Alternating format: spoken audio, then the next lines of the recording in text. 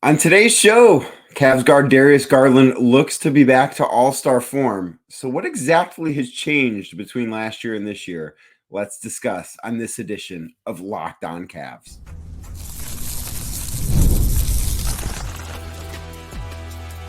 You are Locked On Cavs, your daily Cleveland Cavaliers podcast. Part of the Locked On Podcast Network, your team every day. What's up, everybody? My name is Danny Cunningham. You might know me from my time covering the Cleveland Cavaliers, places like 92.3 The Fan, The Inside Shot, Cleveland Magazine, and a number of other stops along the way. I want to say thank you to you for making Locked On Cavs your first listen today and every day. You can find the show anywhere you get your podcasts, Apple, Spotify, anywhere else. Drop us a 5-star rating, leave a nice review, be a friend, tell a friend about the Locked On Cavs podcast. Make sure you're subscribed. Make sure they're subscribed. Also available on YouTube. Just search Locked On Cavs on YouTube. If you're watching this video right now, do me a favor, hit that thumbs up button for me, click subscribe, and hit the notification bell so you don't miss the latest Locked On Cavs content coming your way every day. A proud part of the Locked On Podcast Network, your team every day. Today's show, of course, is sponsored by Game Time. Download the Game Time app, create an account, and use code LOCKEDONNBA for $20 off your first purchase. That's code LOCKEDONNBA for $20 off your first purchase. Also, Locked On Cavs now has a newsletter introducing the Locked On Cavs daily newsletter. Your one-stop for ultimate team and league coverage delivered right to your inbox. Sign up for free now at LockedOnDaily.com. That's LockedOnDaily.com. And start your day with the all-new free Locked On Cavs newsletter. So the Cavs, obviously 8-0 after a big win on Monday night over the Milwaukee Bucks. They won that game because Darius Garland absolutely 100% totally outdueled Damian Lillard in the fourth quarter. I talked about that at length on yesterday's show, but I want to talk about this season that Darius Garland has had so far. And I understand that everything is a small sample size because we're just 8 games into this. So percentages might be a little off. It's just not a lot has happened yet. But I do think with what we have seen from Darius Garland, particularly on Monday night against Milwaukee and the Monday before when the team was in New York, we have seen, I think in those 2 games, 2 better games from Garland than we saw at any point last year. Garland, to me, looks like a guy who's playing at an all-star level again. And I don't think you could really say that about Darius at any point last year. I think that there are a number of things that are different between his game last year with the Cavs, which was a nightmare of a season, and his game this year with the Cavs. And the thing that I think is the biggest difference, and he mentioned this after the game on Monday night, is that he's playing a freer style of basketball. I think at times last year with Garland, it could look like he was really trying to think through the game, that he was trying to play the game with his mind rather than just go out there and play the basketball game. And I think that hurt him. I think that caused him to maybe put himself not always in the best spot on the floor offensively, where he would try and almost overdo it, where he would try and do too much. And I don't think Garland has done that really at all this year. Of course, he's going to have turnovers at times, and we'll talk about that because anyone who handles the basketball as often as he does is going to commit a turnover or 2. But this year, I think overall, he's making better decisions with the basketball in his hands than he did last year. And I think his assist number says that, because his assist number, despite playing fewer minutes, which is one of the other things when you take a look at the counting stats for guys, even the per game stats for guys this far into the season, or this, close to the beginning of the season still, it's a little off because right now there's only one player on the Cavs that's averaging 30 minutes a game, and it's Jarrett Allen. So everyone's numbers are just a little bit off, partially because there have been 4 or 5 blowout wins where the starters haven't played their full minutes allotment, or, a game like Darius Garland had where he was in foul trouble. I believe that was against the Lakers, and that was a blowout anyways, but he didn't play a ton. But Garland is averaging the same amount of assists that he had last season with the Cavs, despite playing fewer minutes. But what he also is averaging is fewer turnovers. The basketball is not in his hands, I don't think, any less frequently than it was before, but he's doing a better job taking care of the basketball. There's still times, and I thought there were a couple of instances on Monday night where he can kind of get up in the air without a real plan, and I think he had 2 turnovers on Monday night, and I think both of them were of that variety. But that's something that, if it happens from time to time, I think that's something that the Cavs will live with. I don't think that's something they're going to have some sort of major issue with, because that is kind of something that I think you can consider a bit of an aggressive mistake. And those moments, I think, have happened less frequently than they happened last year. I don't know that Darius Garland always played with if he always had a plan when he would get into the paint. And one of the other things that I do think is a big difference between Garland last year and Garland this year is his ability, one, to get by guys. He's blowing past guys on the perimeter at a level he was not doing last year. And 2, he is finishing around the basket so much better. Last year, Darius Garland shot below 50% from inside the 2-point arc. And I understand, small sample size, totally get it with this. But right now, going into action on Wednesday night against the Pelicans, Garland is shooting 60% on 2s. Now, I don't think that it can live that high, but I know that Darius Garland can be somebody that can shoot better than the 50% mark he shot on 2s last year. I know it can be better than that. And I think a lot of that is he looks like a guy that's more confident driving to the basket. At times, especially after his jaw injury last year, I thought he looked like a guy that was timid going to the rim. I don't see that from him early on this year. That hasn't struck me. He has not struck me as a guy who doesn't want to get to the basket. He's been getting to his floater. He's been getting to the rim. He's been playing really, really well. He's even been getting 2 feet in the paint and able to, spray the ball outside to open shooters. And the Cavs have capitalized on that for the most part. The other big difference, and I think this is the most important one, and I also think it's one where Darius still has room to grow. He is taking more 3-pointers so far this year. It's not a crazy big difference from last year. It's about 1 3 per game. But when you consider that he is playing fewer minutes, as I mentioned, it's worth looking at the per 36 numbers, where last year he was taking 6.7 3-pointers per 36 minutes. Now he's up to 9 3-pointers per 36 minutes. I think that's a pretty good place for him to be. I think it could get a little bit higher, because he's playing a low minutes load right now.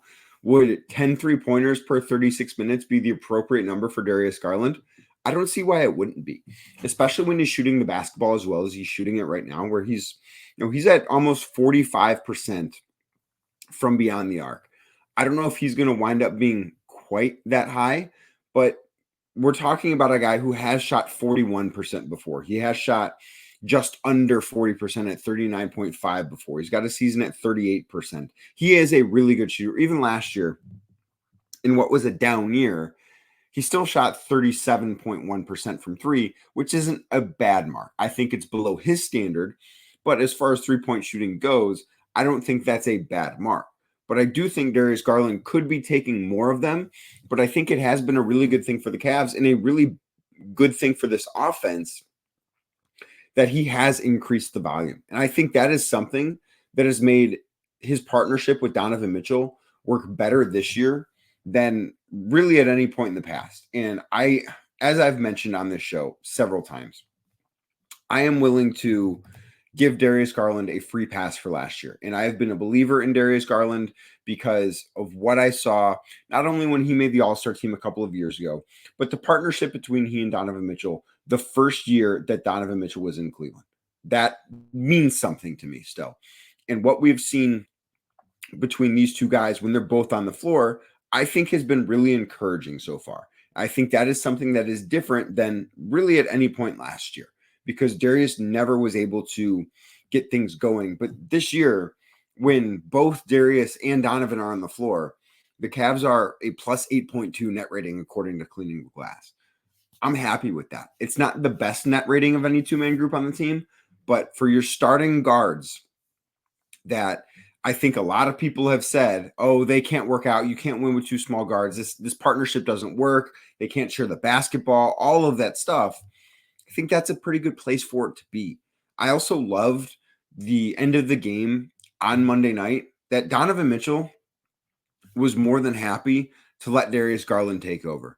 And I don't know that that would have been the case last year, because I don't know that last year's version of Darius Garland was capable of doing what Darius Garland has done so far. And I think that is one of the biggest bright spots for the Cavs so far this season. I think it's a big reason why this team is sitting there with the best record in basketball as we enter play on Wednesday night as they head to New Orleans.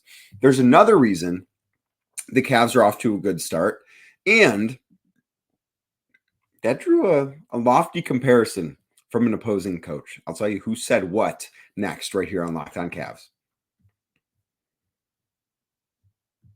Today's show is brought to you by Hims. Guys, sometimes intimate moments happen spontaneously, and we always want to be ready so we can perform in the bedroom. Hims provides access to treatments that can help you stay hard and last longer, giving you that boost of confidence so you can be ready whenever the mood strikes. Hims is changing men's healthcare by providing you with access to affordable sexual health treatments from the comfort of your couch. Hims provides access to a range of doctor-trusted ED treatments like the chewable hard mints and Viagra and Cialis and their generics for up to 95% cheaper. That's quite a bit percent cheaper. The process is 100% online, so there's no need for that uncomfortable doctor visit or anything like that. Just answer a series of questions on their site, and a medical provider will determine the right treatment option. If prescribed, your medication ships directly to you in discreet packaging for free. No insurance needed, and one low price covers everything from treatments to ongoing care. With hundreds of thousands of trusted subscribers, Hims can help you find the ED option that works for you. So start your free online visit today at hims.com/lockedon. That's HIMS.com/LOCKEDON for your personalized ED treatment options. Again, that's hims.com/lockedon.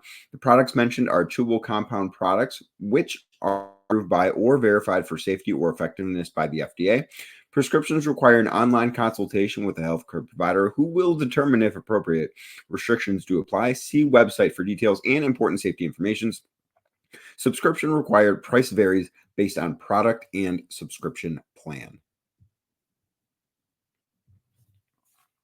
Thank you again for making Locked On Cavs your first listen today and every day. You can find the show anywhere you get your podcasts, Apple, Spotify, anywhere else. Be a friend, tell a friend about the Locked On Cavs podcast. Make sure you're subscribed. Make sure they're subscribed as well. Really want to grow this show. It's been awesome so far through this season. Also, the show is available on YouTube. If you're watching right now, hit that thumbs up button, click subscribe, hit the notification bell. If you're not watching right now, just search Locked On Cavs on YouTube, find it, then do all those things on YouTube. But what I wanted to talk about now is the play of Evan Mobley, because I think that what he has done offensively is still leaving a little bit to be desired. Like, we're not getting peak Evan Mobley every night. You know, you can go back and you can look at that game against the Toronto Raptors that he played on opening night, and then you can look at some of the other games and you can say, okay, well, where is that guy all the time? Because there are flashes. Like, he had a stretch against Milwaukee on Monday night that he looks like a superstar. Like, there's not a better way to say it, where he hit a 9-footer and then he had that block at the rim, gathered the ball, took 4 dribbles and went 94 feet for a finish with his left hand over AJ Green. And then in the next possession down, he hit a 3. Like, there are these little spurts where Mobley is taking over the basketball game. It's not happening super frequently. I think that it needs to, for the Cavs to get to where they want to go, this needs to become a regular thing. But the beauty of this is it's November 6th. So there's plenty of time for this to continue to develop. But the flashes we've seen, I think, have been pretty positive. And before the game on Monday night, Doc Rivers, who has obviously been around the NBA for a very long time, no matter your opinion of Doc as a coach, and I think he's probably a little bit overrated as a head coach, there's no denying that he's seen a ton of really great basketball players, and he knows what he's talking about with this stuff. And somebody asked him before the game on Monday, and I don't remember who it was. It may have been Jason Lloyd. It may have been Tom Withers. Basically, this Cavs team is the same as last year. Yes, the coach is different, but what is the difference between last year's Cavs team and this year's Cavs team? And the first thing he pointed to was the pace, that the Cavs are playing faster. And I do think that makes somewhat of a significant difference. But the very next thing he said was Evan Mobley. Was that Evan Mobley looks like a different guy than he was before. And he even went so far as to say there are these moments where Evan Mobley looks like Giannis Antetokounmpo.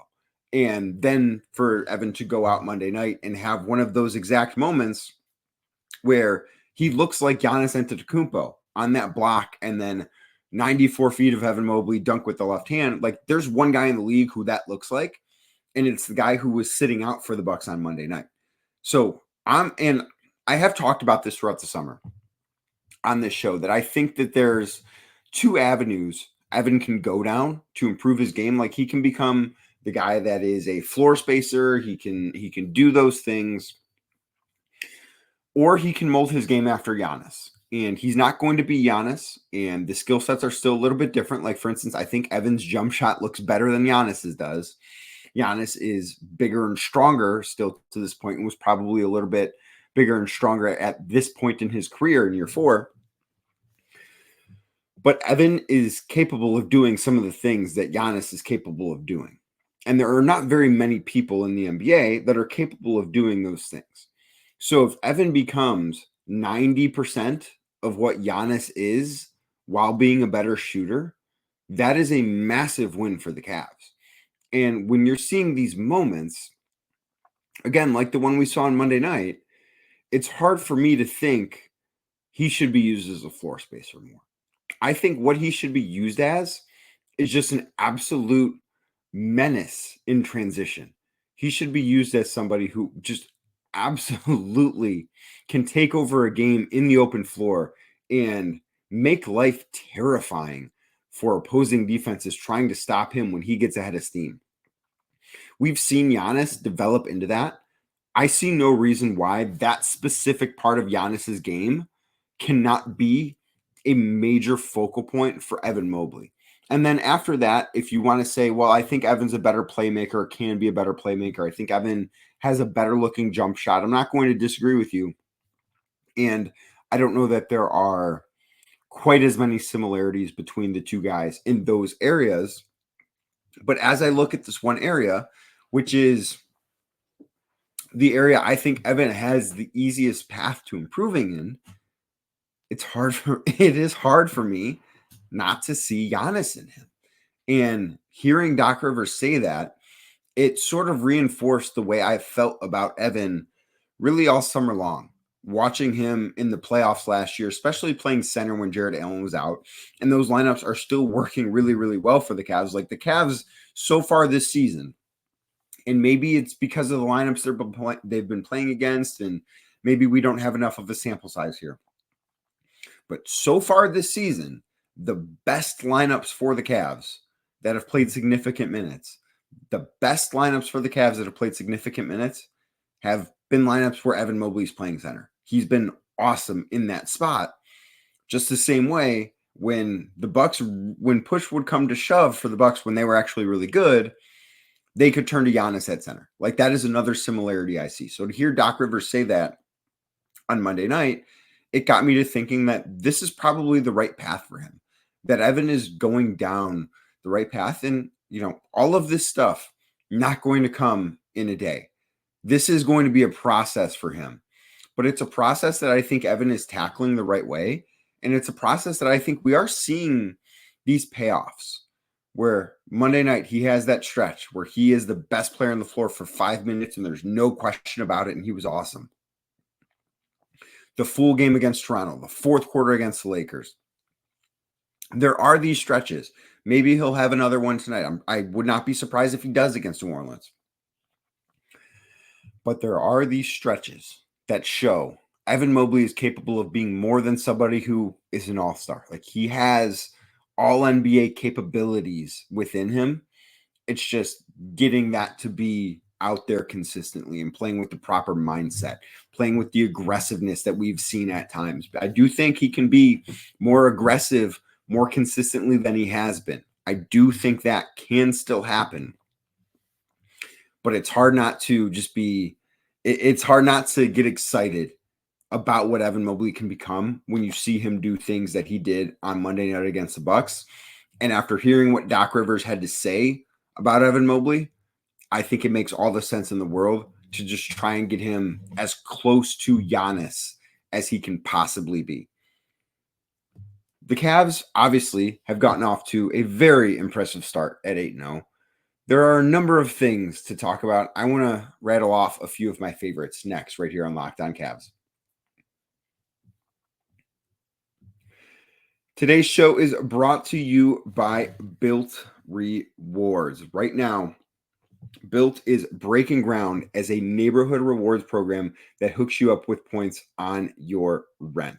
So, renters, listen up. Ever feel like you're stuck in this loop of rent payments, just watching your money vanish into thin air? Well, it's time to turn that rent game around and start earning some serious rewards. That's where Built Rewards comes in. Like I said, Built is breaking ground as a neighborhood rewards program, hooks you up with points on your rent.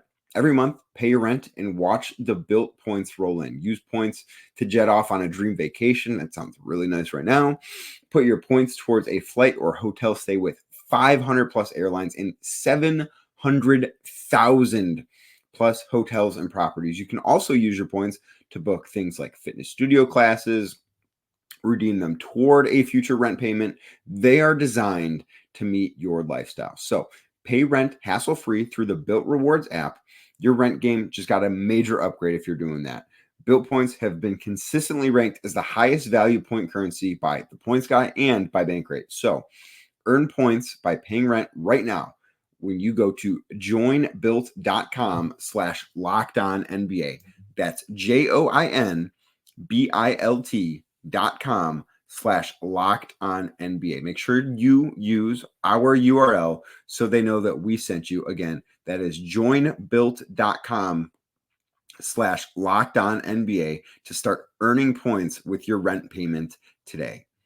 Today's show also brought to you by Game Time. Game Time is my go-to ticket marketplace. Game Time should be your go-to ticket marketplace. There are a couple of things that I really like about Game Time. One, the Game Time picks, because they are showing you exactly, they're curating the seats for you that make it easier to save more on sports, concerts, comedy, theater, whatever it is. Game Time Picks is doing that. Plus the all-in pricing where you can toggle on that feature shows the total you're going to pay up front. You're not going to be surprised at the last minute with taxes and fees. That's something that's really important as a consumer to me. I don't like surprises at the end. Game Time takes that away when you toggle on the all-in prices. Plus, Game Time does have the lowest price guarantee, or Game Time will credit you 110% of the difference.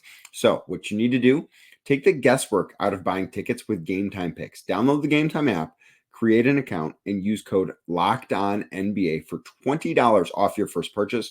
Terms do apply. Again, create an account, redeem code LOCKEDONNBA, LOCKEDONNBA for $20 off. Download Game Time today. What time is it? It's game time.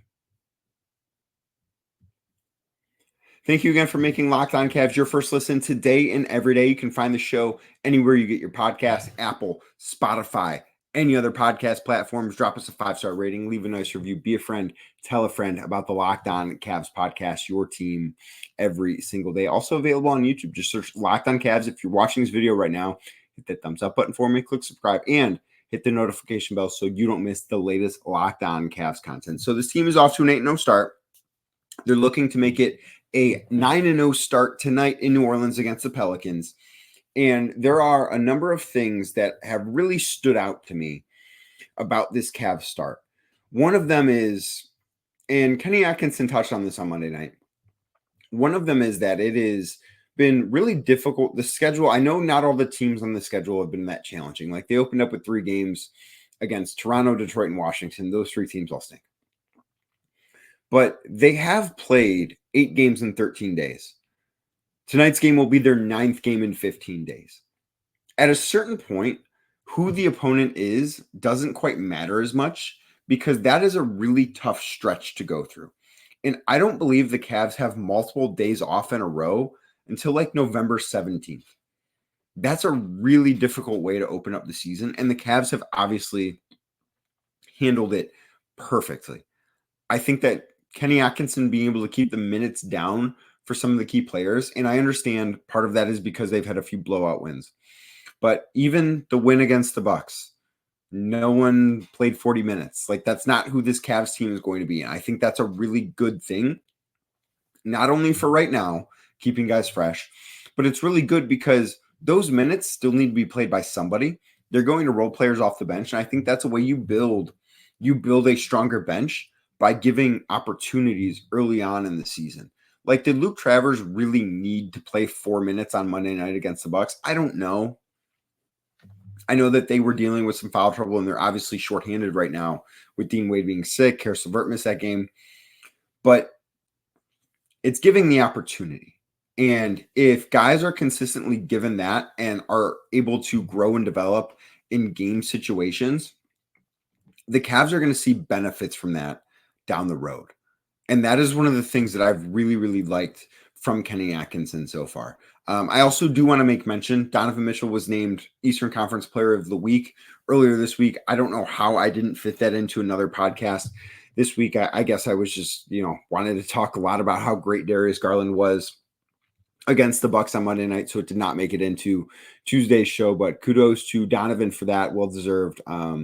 He's been. Obviously, I can't say he hasn't been getting the love nationally because he was just given this Player of the Week award, but I think he's been really good, even if his counting stats aren't what they have been. His game against Milwaukee Monday night was not great, but overall, I think he's had a really, really strong start to the season for the Cavaliers. I like where everything is trending with this team. We will see what happens tonight as the Cavs look to set a franchise record with 9 consecutive wins to open the season. Has not happened in franchise history. We'll see if they can do it. If they do, if they don't, I will be back right here tomorrow talking about the Cleveland Cavaliers right here on Locked On Cavs. So what I need you to do is be a friend, tell a friend about Locked On Cavs. Find the show anywhere you get your podcasts, Apple, Spotify, anywhere else. Drop a 5-star rating. Leave a nice review as well. Also, the show is available on YouTube. Just search Locked On Cavs. If you're watching this video, hit that thumbs up button, click subscribe, and hit the notification bell. I'll be back tomorrow with more Cavs content.